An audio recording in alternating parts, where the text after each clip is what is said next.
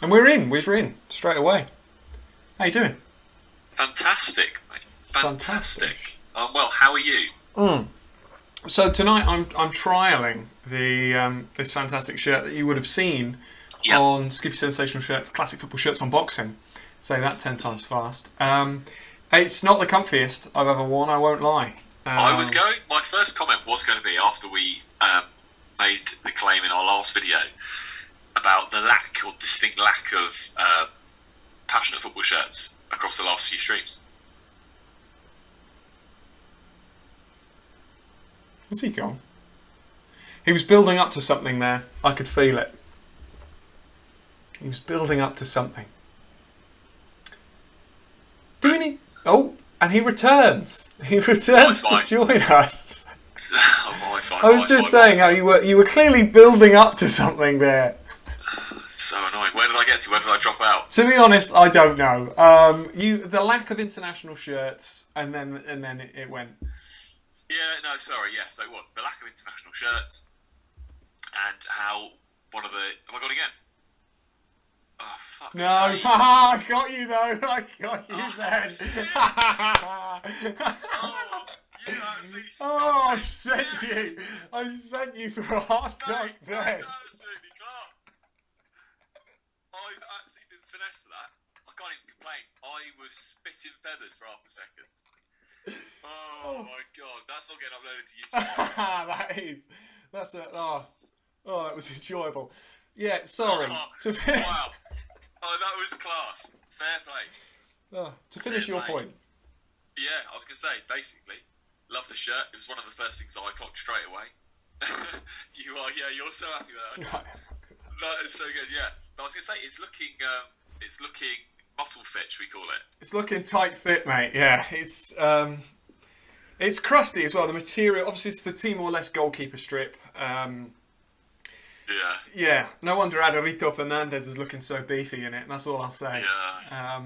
And is that a Zambia double edition you've gone for? Yeah, so this is the Zambia shirt, I think, from 2015-16, and then this is the 18-19 shirt, because I've got both. I thought I might as well have a setup as if I'm almost doing an international interview with the Zambian player, which obviously we're not. But doubling up on the Zambia tonight.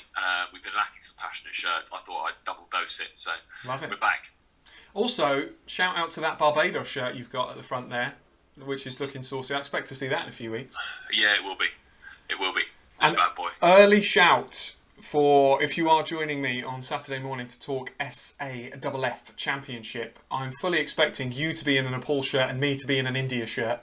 Oh, yeah, like that. That's has a good to idea. be. But we'll get on to that's all for Saturday. We'll talk about that fantastic Southern Asian Football Federation Championship on Saturday. But for now, we are talking. Someone's been doing their research. Somebody has been using their week off to not only get away for a few days, but also stare at the computer screen and scour all the games that have been going on in October, which has been fantastic, to be fair.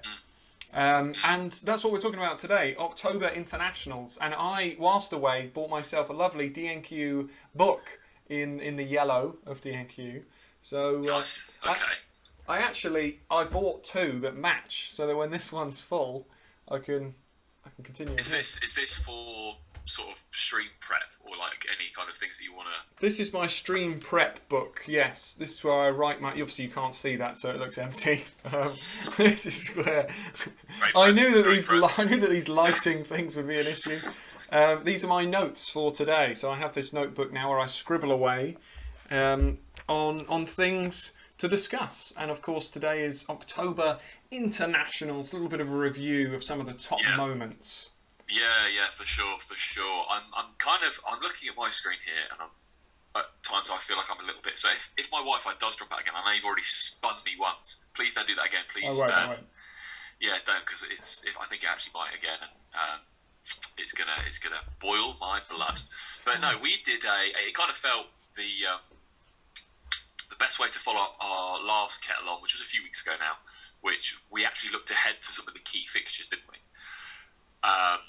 Or kind of fixtures to look out for across the October international break. I think the October international break definitely didn't disappoint. No. With regards to some of the results, some of the performances, and So I've kind of cobbled together a couple of just headline moments from the October internationals, and given a few of them a title as such, and then we'll talk through them. So my first one is, I'm just calling it the Lebanese Surge. Okay. On the last stream, we spoke about notable fixtures, one of which from the AFC qualification region was Lebanon versus Iraq. We spoke about Lebanon being the lowest ranked AFC team still in qualification, at 97th in the standings. We highlighted that fixture against Iraq as a potential standout. It turns out both their fixtures, in fact, were standout. A seriously good 0-0 draw against Iraq was then followed up with a crazily good 3-2 away win against Syria. Mohamed Kadou with a brace. Al Sommer scored. He's a very well known Syrian striker, isn't he? He's on FIFA and all that. And so Al Sommer scored for one of the goals for Syria. But crazy good results for Lebanon. Ridiculously good results. And I don't think that I haven't seen any news about those results on any football program or platform across the last few weeks, and I don't know how that's not more being said about that. They now are currently sitting third in their group A, and how it works in AFC is they're split into two groups, Group A and Group B. The two teams that finish in third play each other for the right to qualify for the Interconfed playoff. You know what I'm talking about, the Interfederation playoff game. So the fact that they're there and it's their best ever World Cup qualification campaign, and they're delivering some of these results is just insane. I mean, there's a long way to go in that qualification region still. There's still 6 matches to go in those group stages, but what a couple of cracking results for them. Well, absolutely unreal. That ties in nicely to what I'm going to talk about in my first moments, because I'm actually going to talk about Group B in that qualification region. And you talk about Lebanon and how fantastic it would be for them to get third spot. Realistically, you look at both groups and slots 1 and 2 are done in both. South Korea and Iran, I believe, in Group A, and in Group B, it's Australia and Saudi Arabia. They're wrapped up. Those are the 4 automatically qualifying spots, so that's great for those nations. I mean, it depends on how Japan do, really, across the remaining fixtures in that group. But currently, they're in 4th spot. They are in 4th spot. They are behind Oman. Now, Oman, like you say, they've got 6 games to go each. Oman are there because, quite simply, they beat Japan. They lost to China, I believe. They obviously lost to the other sides in Australia and Saudi as well. It really does come down to the reverse fixture, because you'd expect Oman to beat Vietnam and potentially China if they play well. It's not going to be easy for them, but if they avoid defeat in those games, and then Japan also lose to Australia and Saudi as they did, first time around, we could be looking at a simple head-to-head. Now, I know that it's a long way to go, and I know saying that Oman are going to somehow pull off the miraculous again against Japan is a ridiculous statement to make. And I do think that Japan could end up coming third in that group, probably will. Yeah. But imagine a Lebanon-Oman playoff for that Interconfed game. Now that it would be fantastic. And I mean, there's so many games in those regions that we need to talk about. But Oman actually, of course, lost, as you know, to Australia 3-1, 1-1 at half time. This is a side that's not going to lie down. And Japan have been struggling. Japan have not been playing well. And I think that Oman-Japan is going to be crucial, not just to that group, but also, like you say, Lebanon and the other side. Because if Japan do get out this group, I expect them to at least get to the Interconfed. If they don't, it blows not just AFC, but the whole Interconfed thing wide open. Yeah, because you just don't know. Has that been drawn yet? The Interconfed, as in, so because imagine the so let's say that AFC is drawn against Oceania, for example. Then you've got what would be deemed as a smaller Asian nation taking on someone from Oceania, probably New Zealand, but you never know. Football's done crazier things. Even CONCACAF, with the sides that we've seen in there underperforming slightly, and we'll get on to CONCACAF, I'm sure.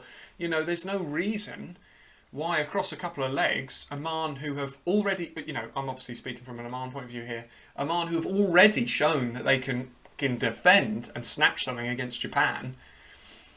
Who knows? I would absolutely love Oman to qualify for the World Cup. I think that would be absolutely amazing. It'd be utterly bonkers, wouldn't it? I mean, there is a long way to go. We're caveating it's there's a long way to go. Yeah, and it's not going to happen. As the kind of, as the, the romantic, it'd be a romantic thing, isn't it? And I think we can speak about it almost sort of romantically at the moment. They got off to a good start, 4 games in to be third spot, and the pair, them and Lebanon, it's a good place to be. My next headline was I just called it a valiant Djibouti effort. Now we spoke about Djibouti, and again it was one of the notable fixtures that we touched on in our last stream ahead of the October internationals. Quick note on Djibouti: 185 in the world, poorest nation by a clear country mile that's still in that African qualification, and they had back-to-back games against Burkina Faso. Burkina Faso are neck and neck with Algeria to qualify from Group A, both on 10 points. We know the quality that Algeria have got, Mahrez, Benrahma and others. Djibouti lost both games, the first 4-0 and the second 2-0, but I just think both those are highly respectable results. So I just kind of almost wanted to, they're obviously eliminated. They've lost every game, Djibouti in this second stage of African qualification, but to go up against Burkina Faso, Djibouti is total kind of minnow territory into 4-0, 2-0 defeats, solid effort, a great qualification campaign really for them all round. What can you expect? What can you expect from them at this point? And just big up the shoreman of the Red Sea. I was looking at Djibouti earlier, and their nickname is the shoreman of the Red Sea, which doesn't quite roll off the tongue, but no, big them up. Big them up. Big them up. A pat on the back. Absolutely, yeah, huge pat on the back for them.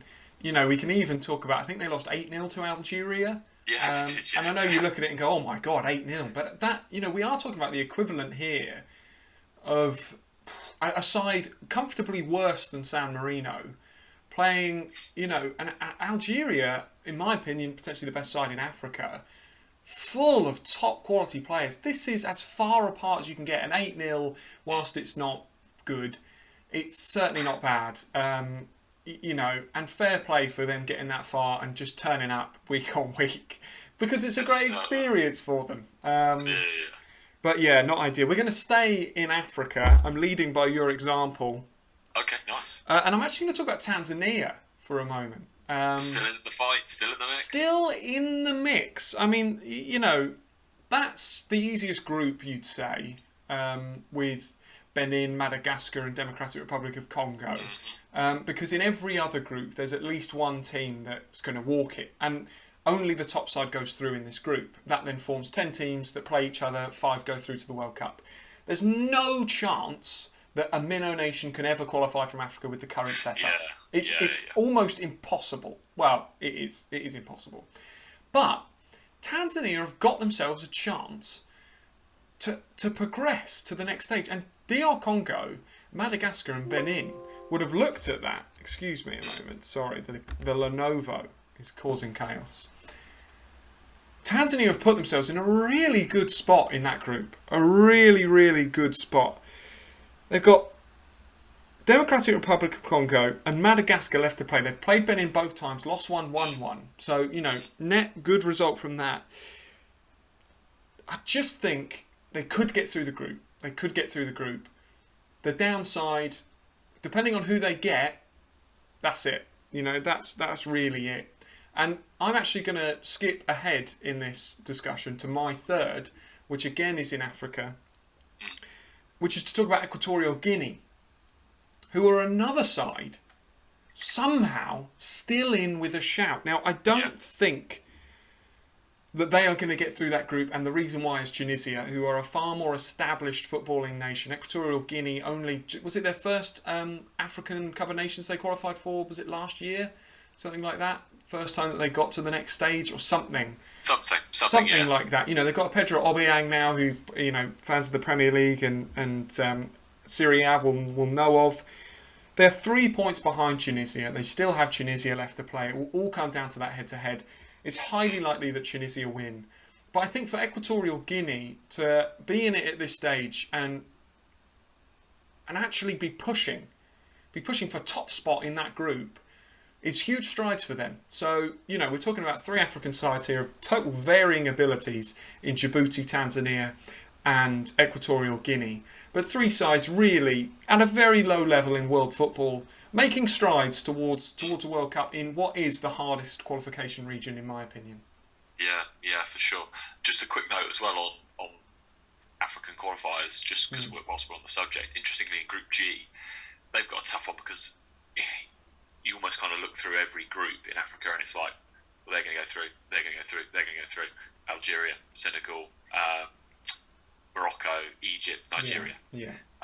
So Ghana and South Africa must have been fuming that they were drawn together. At the moment, South Africa actually lead that group. So Ghana, still a couple of games to go, of course, are a point behind, but facing elimination at the second stage would be interesting to see how that pans out. Not Minnow Nation stuff, but interesting. No, interesting. Interesting football stuff. Well, because I think I'm going to do a stream on Africa as a region, because I was looking at this earlier when I was doing my research, and there will be a stream to follow in a few weeks' time, either myself or both of us, to ask the simple question: African nations not as good as we think, or do they underperform?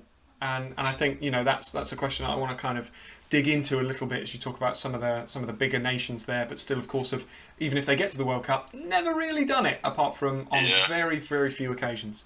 Anyway, I jumped the queue. Your third moment. Yeah, third and final kind of headline from me, or and the statement to lead into this one is Jamaica and El Salvador remaining in and amongst it in CONCACAF. Not sure if this was something that you were going to touch on. So from a Jamaica point of view, let's touch on Jamaica first. Entered this October internationals bottom of the pile in the octagonal in CONCACAF. First up, a tough game against the USA that we spoke about before as a fixture to look out for.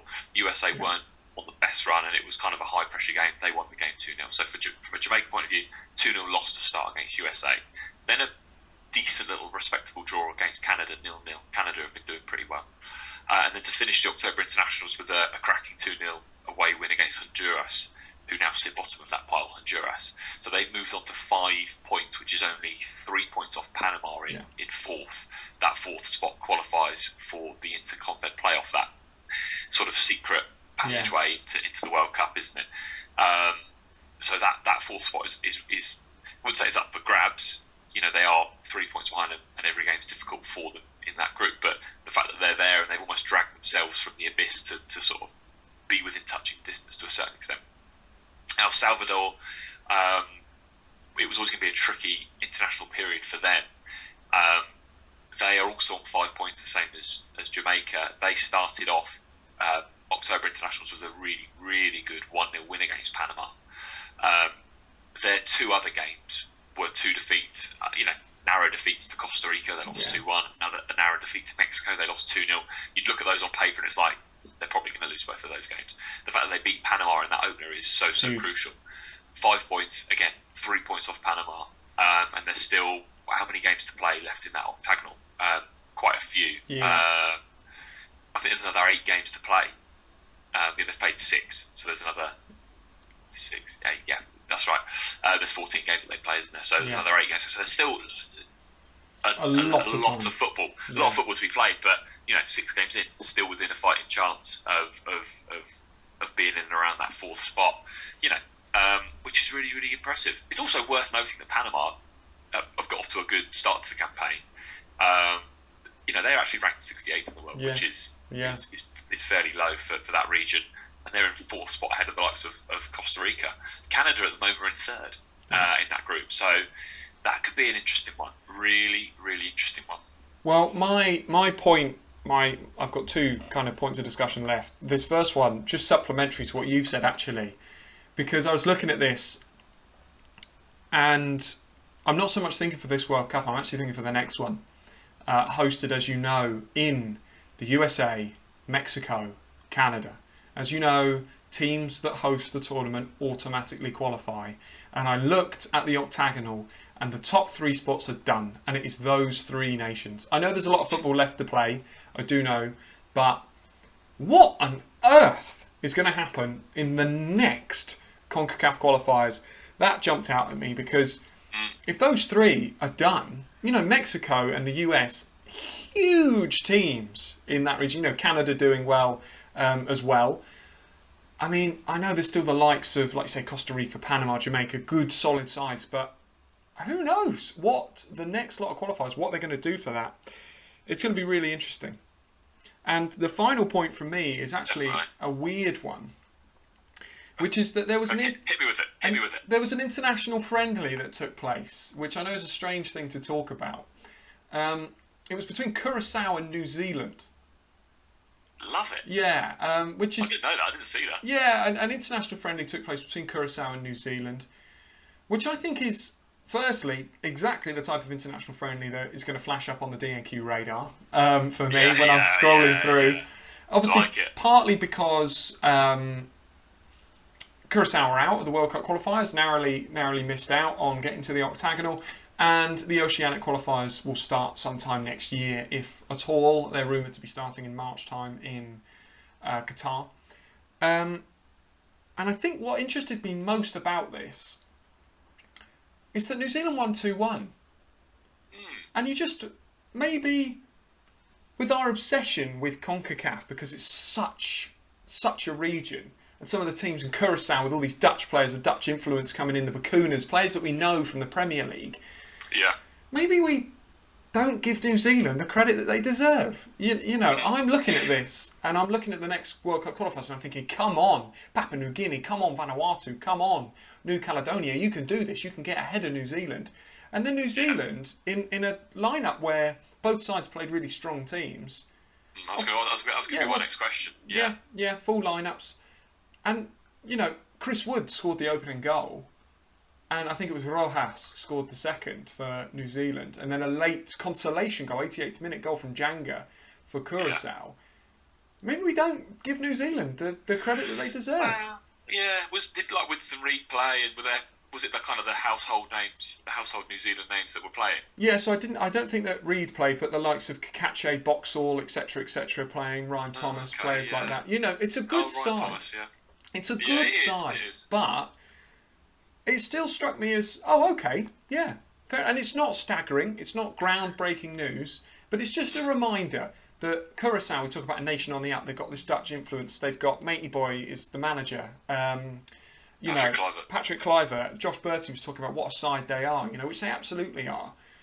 But actually, a side that's a well-established team, a lot of players that play in the A-League, probably play together, probably know each other really well, just still there. You know, and I think that's a little bit of a reminder. And, you know, we talk about all these sides. Obviously, El Salvador could make it to the Interconfed playoffs. You know, obviously that includes the Latin American sides in South America as well. The likes of Peru, teams like that could get through to that stage if they're lucky. I mean, New Zealand will fancy themselves to qualify against anyone, because they'll probably win that region, and they have to. There's 0.5 places allocated at the moment, as you know. They have to play the Interconfed playoff, and they probably will. And you know, they'll look at these teams, they'll look at the other qualifications, how they've shaped up, and they won't be afraid of that at all. They won't be afraid of that at all. No, you got to think about it though. It's kind of like you look at that result, and you think, that's a surprising result. Maybe you expect Curacao to do better. I don't know how much this might factor into it, but Curacao, for example, when they get together for these international breaks, are they as a team equipped or experienced enough as a team unit to playing against better sides? You think about Curacao when they turned up in their group for World Cup qualification in CONCACAF, they didn't have to get out of second gear, really, do you? So it's kind of then does that? Are you then sort of giving yourself a mindset of turning up for international duty and being like on it? So maybe that's a factor, but no, that's a really random shout, pal. I really like that. That's a really cool. I love random friendlies like that. So another friendly, I think, was Portugal against Qatar, or was it the Republic of Ireland against Qatar as well? Qatar are trying to use these international windows to play against better sides. obviously, because it's the World Cup in their own backyard next December, isn't it? So, which is incredible, by the way. I mean, how that it still strikes me as how is that a thing? Yeah, maybe one for another time, but yeah, no, good. Some cracking headlines, and the thing is, we're fortunate enough. We love international football, that there is another international window coming just around the corner in November. Yes. So we'll do much the same. November previews, November reviews. Maybe we'll do a little bit more sort of throughout the November international break. Some match reviews, or some region reviews, or something like that. Watch-alongs. There's all kinds of things that I'm sure that we'll look to bring to as the channel kind of matures a little bit and enhances. We'll get a bit of a longer-term plan in. Of course, we're going to be getting back and chatting on Saturday morning on Twitch to chat the SAFF Championships, which has been fantastic, and I can't wait to chat about that one, because that's really the type of international tournament where the DNQ stuff comes to life, and I'm really looking forward to chatting through that. And and on the 29th of October, one of the big things to look forward to is Joshua Frederick Charlery, the Cayman captain, who plays out in Finland, will be joining us for our second ever interview on DNQ. We're very, very happy to have him on the show, and more to follow from that point on. We're absolutely buzzing about it. Yeah, absolutely, pal. Absolutely, be great to get him on. Really, really looking forward to it. And we want to do a few more now, really, don't we? Between now and the end of the year, to really kind of flesh out that part of the channel on the YouTube side of things. That's kind of was going to be kind of like our core, or like one of the channel's kind of core focuses. Really was kind of getting time in with those players and getting experiences of international football at that level from the horse's mouth, which is from the players themselves. So really looking forward to that second interview. Great, it's in the diary, and then we'll keep everyone up to date with when the next one's coming, when they're booked in. We've got some great names that have said, 100%, that'd be good, get me on the channel, but we just need to nail down dates and get it all organised. But no, really, really good. Really looking forward to it.